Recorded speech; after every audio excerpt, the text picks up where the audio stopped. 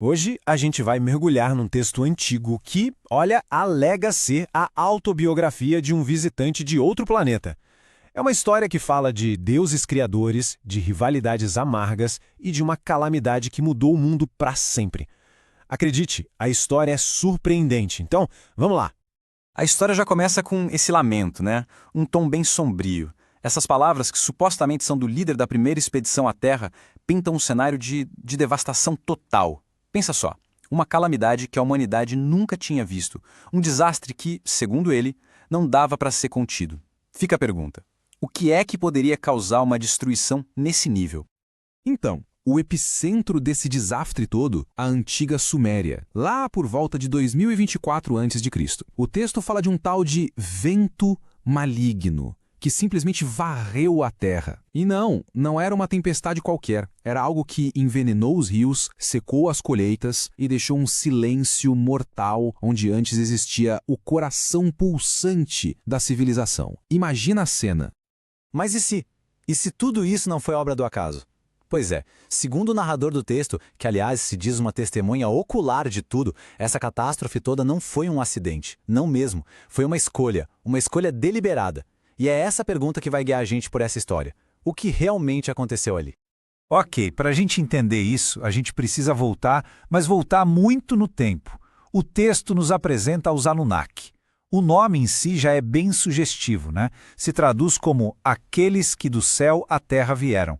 A história diz que eles eram exploradores de um planeta distante, aqui mesmo no nosso sistema solar, um mundo com uma órbita gigantesca chamado Nibiru. E por que eles vieram? Bom, a missão deles era de desespero total. O planeta natal deles, Nibiru, estava literalmente morrendo. Pensa numa brecha fatal se abrindo na atmosfera, ameaçando toda a vida com um calor e um frio extremos. O planeta estava simplesmente se tornando inabitável. A solução que eles encontraram para isso é aqui que a história fica bem interessante. Os cientistas deles acreditavam que o ouro, sim, o ouro, moído até virar um pó super fino e jogado lá na alta atmosfera, poderia criar um tipo de escudo protetor, para basicamente curar essa brecha. E olha que conveniente, a Terra era riquíssima nesse metal. Bom, e quem liderava essa missão toda na Terra? Dois meio-irmãos com visões completamente opostas. De um lado, tínhamos Enki, o cientista, o primogênito, conhecido como o Senhor da Terra. Do outro, Enlil, o comandante, o senhor do mandato. E claro, a rivalidade entre esses dois é o que vai moldar absolutamente tudo o que aconteceu depois. Só que a missão logo de cara já encontrou um problemão. Os Anunnaki que estavam encarregados do trabalho pesado lá nas minas de ouro simplesmente se rebelaram. Se amotinaram mesmo. O trabalho era exaustivo, sabe? As condições terríveis. Chegou uma hora que eles disseram, chega. A missão inteira por um fio. E aí, no meio dessa rebelião, Enki, o cientista, vem com uma solução, radical, para dizer o mínimo. Ele percebeu que na Terra já existia um ser, um hominídeo, que poderia ser, digamos, aprimorado. A sugestão dele, usar a engenharia genética para criar um trabalhador primitivo. E foi assim que nasceu o que o texto chama de Adamo. O texto descreve esse momento da criação com uma emoção que a gente quase consegue sentir. Ao ver o ser recém-criado ali, na frente dela, o oficial médica-chefe Ninmah, que liderou todo o procedimento junto com Enki, teria gritado em puro triunfo, "Minhas mãos o fizeram". É um grito que, segundo a história, ecoaria pela granidade. Mas óbvio, a criação da humanidade foi só o começo de uma crise atrás da outra. Primeiro veio o grande dilúvio, e foi Enki quem salvou a humanidade indo contra a vontade do irmão Enlil.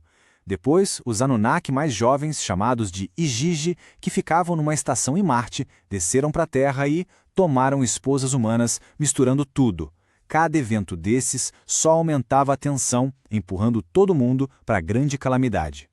Com o passar do tempo, aquela fronteira entre deuses e mortais foi ficando cada vez mais embaçada. Essa nova raça híbrida acabou virando o centro de todas as disputas. E as rivalidades entre os clãs de Enki e de Enlil chegaram num ponto sem volta. O palco para a guerra estava pronto. E é aqui que a gente chega num segredo bem sombrio que o texto revela. Escondidas na terra, num lugar secreto, existiam sete armas de terror. armas com um poder que a gente nem consegue imaginar. Tão perigosas, mas tão perigosas que o uso delas tinha sido proibido há séculos, até mesmo no planeta deles, em Nibiru. Então, num último conselho super tenso, a decisão foi tomada. Enlil e o pessoal dele argumentaram que não tinha outro jeito, que era a única forma de conter as facções rebeldes lideradas por Marduk, que era filho de Enki. E mesmo com os apelos desesperados do próprio Enki para pararem, a maioria votou a favor de usar as armas. E aqui está o ponto central de tudo. Nas palavras do próprio Enki, não era destino. Por uma decisão do conselho foi provocado. Pelas armas de terror foi criado. Ou seja, ele faz questão de deixar claro, a catástrofe que veio depois não foi um acidente, não foi obra do destino, foi um ato deliberado. O resultado disso tudo foi o tal vento maligno. Basicamente, uma nuvem de poeira radioativa que, depois que usaram as armas, foi carregada pelos ventos na direção leste. Ela passou direto pela Suméria, envenenando tudo, a terra, a água, as pessoas, de forma silenciosa. Era exatamente aquela calamidade inexplicável do começo da história. Certo. Mas como é que a gente sabe de tudo isso? Bom, o texto se apresenta como a autobiografia do próprio Enki. A história conta que, muitos anos depois da grande calamidade, ele chamou um escriba humano, um cara chamado Endubsar, para registrar a versão definitiva dele dos fatos. Tudo para que a verdade não se perdesse com o tempo. E a motivação dele para registrar tudo isso fica bem clara. Ele dita o seguinte: é meu desejo registrar o verdadeiro curso dos acontecimentos, para que tanto deuses como homens saibam que minhas mãos estão limpas. Em outras palavras, ele queria que todo mundo, deuses e humanos, soubesse que ele foi contra aquela destruição toda.